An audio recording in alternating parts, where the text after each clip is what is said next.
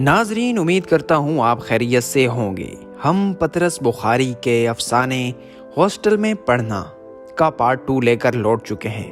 تو چلیے بغیر وقت ضائع کیے جہاں سے ہم نے پارٹ 1 ختم کیا تھا وہیں سے پارٹ 2 شروع کرتے ہیں۔ کالج کے جن طلباء کے متعلقہ میرا ایمان تھا کہ وہ زبردست شخصیتوں کے مالک ہیں، ان کی زندگی کچھ ایسی نہ تھی کہ والدین کے سامنے بطور نمونہ کے پیش کی جا سکے۔ وہ ہر شخص جسے کالج میں تعلیم حاصل کرنے کا موقع ملا ہے، وہ جانتا ہے کہ والدینی اغراض کے لیے وقادت کو ایک نئے اور اچھوتے پیرائے میں بیان کرنے کی ضرورت پیش آتی ہے، لیکن اس نئے پیرائے کا سوجھ جانا الہام اور اتفاق سے پرمنصر ہے۔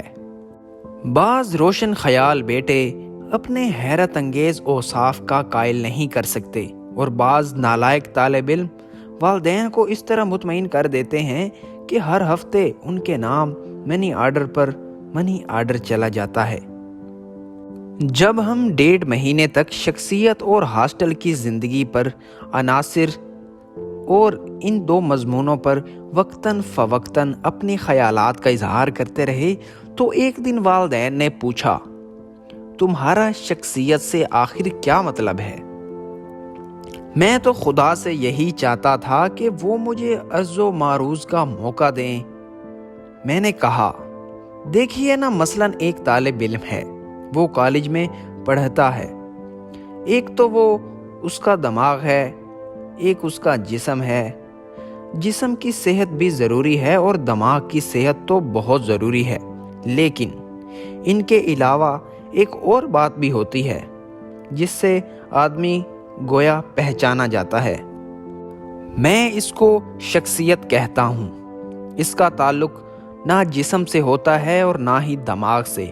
ہو سکتا ہے کہ ایک آدمی جسمانی صحت سے بالکل ہی خراب ہو، لیکن پھر بھی اس کی شخصیت نہ خیر دماغ تو ہے، بیکار نہیں ہونا چاہیے، ورنہ انسان خیت ہو جاتا ہے، لیکن پھر بھی اگر ہو بھی تو بھی گویا شخصیت ایک ایسی چیز ہے۔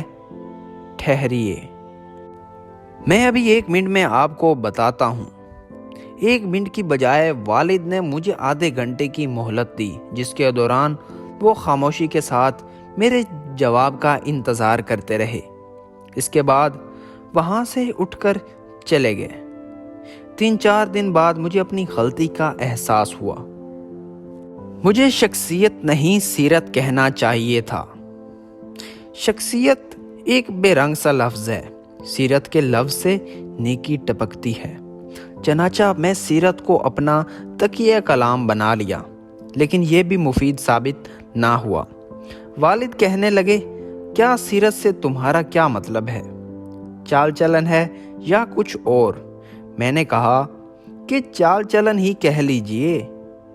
تو گویا دماغی اور جسمانی صحت کے علاوہ چال چلن بھی اچھا ہونا چاہیے۔ میں نے کہا، بس یہی تو میرا مطلب ہے، اور یہ چال چلن ہاسٹل میں رہنے سے ہی بہت اچھا ہو جاتا ہے۔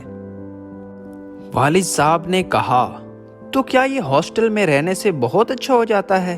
میں نے نسبتاً نحیف آواز میں کہا، جی ہاں، یعنی ہاسٹل میں رہنے والے طالب علم نماز روزے سے زیادہ پابند ہوتے ہیں، ملک کی زیادہ خدمت کرتے ہیں، سچ زیادہ بولتے ہیں، یا نیک زیادہ ہوتے ہیں؟ میں نے کہا، جی ہاں۔ کہنے لگے، وہ کیوں؟ اس کا جواب ایک بار پرنسپل صاحب نے تقسیم انعامات کے جلسے میں نہایتی وضاحت کے ساتھ بیان کیا تھا۔ کاش میں نے اس وقت توجہ سے سنا ہوتا۔ اس کے بعد پھر سال بھر میں ماموں کے گھر میں زندگی ہے تو خزاں کے بھی گزر جائیں گے دن گاتا رہا۔ ہر سال میری درخواست کا یہی حشر ہوتا رہا، لیکن میں نے ہمت نہ ہاری۔ ہر سال ناکامی کا منہ دیکھنا پڑتا، لیکن اگلے سال گرمیوں کی چھٹیوں میں پہلے سے بھی زیادہ شد و مد کے ساتھ تبلیغ کا کام جاری رکھتا۔ ہر دفعہ نئی نئی دلیلیں پیش کرتا، نئی نئی مثالیں کام میں لاتا۔ جب شخصیت اور سیرت والے مضمون سے کام نہ چلا تو اگلے سال ہاسٹل کی زندگی کے انبائت اور باقاعدگی پر تبصرہ کیا۔ اس سے اگلے سال یہ دلیلیں پیش کیں کہ ہاسٹل میں رہنے سے پروفیسر کے ساتھ ملنے جلنے کے موقع زیادہ ملتے ہیں اور بیرون از کالج ملاقاتوں سے انسان پارس ہو جاتا ہے۔ اس سے اگلے سال یہ مطلب یوں ادا کیا کہ ہاسٹل کی آب و ہوا بڑی ہی اچھی ہوتی ہے، صفائی کا خاص طور سے خیال رکھا جاتا ہے، مکھیاں اور مچھر مارنے کے لیے کئی افسر مقرر ہیں۔ اس سے اگلے سال یوں سخن پیرا ہوا جب بڑے بڑے حکام کالج کا معائنہ کرنے آتے ہیں تو ہاسٹل میں رہنے والے طلباء کے ساتھ فرداً ہاتھ ملاتے ہیں۔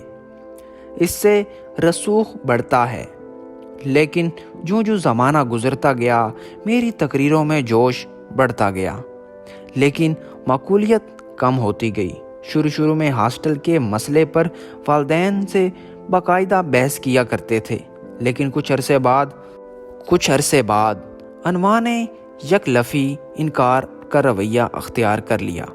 پھر ایک آدھ سال مجھے ہنس کر ٹالتے رہے اور آخر میں یہ نوبت آن پہنچی کہ وہ ہاسٹل کا نام سنتے ہی ایک طنزآمیز کہکے کے ساتھ مجھے تشریف لے جانے کا حکم دیا کرتے تھے۔ ان کے اس سلوک سے آپ یہ اندازہ نہ لگائیں کہ ان کی شفقت کم ہو گئی تھی، ہرگز نہیں۔ حقیقت صرف اتنی ہے کہ بعض ناگوار حادثات کی وجہ سے گھر میں میرا اقتدار کچھ کم ہو گیا تھا۔ اتفاق یہ ہوا کہ میں نے جب پہلی مرتبہ BA کا امتحان دیا تو میں فیل ہو گیا۔ اگلے سال ایک مرتبہ پھر یہی واقعہ پیش آیا۔ اس کے بعد جب 3-4 دفعہ یہی واقعہ اور قصہ پیش آیا تو گھر والوں نے میری امنگوں میں دلچسپی لینی چھوڑ دی۔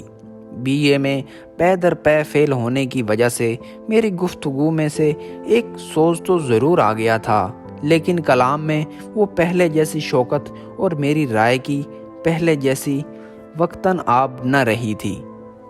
میں زمانہ طالب علمی کے اس دور کا حال ذرا تفصیلاً بیان کرنا چاہتا ہوں، کیونکہ اس سے آپ ایک تو میری زندگی کے نشیب و فراز سے اچھی طرح واقف ہو جائیں گے، اور اس کے علاوہ آپ سے یونیورسٹی کی بعض بے قاعدگیوں کا راز آپ پر اشکار ہو جائے گا۔ میں پہلے سال BA میں کیوں فیل ہوا اس کا سمجھنا بہت آسان ہے۔ بات یہ ہوئی کہ جب ہم نے FA کا امتحان دیا تو چونکہ ہم نے خوب دل لگا کر کیا تھا، اس لیے اس میں کچھ پاس ہو ہی گئے تھے۔ یونیورسٹی نے یوں تو ہمارا ذکر بڑے اچھے الفاظ میں کیا، لیکن ریاضی کے متعلق یہ ارشاد ہوا کہ اس مضمون کا امتحان ایک دفعہ پھر دے ڈالو۔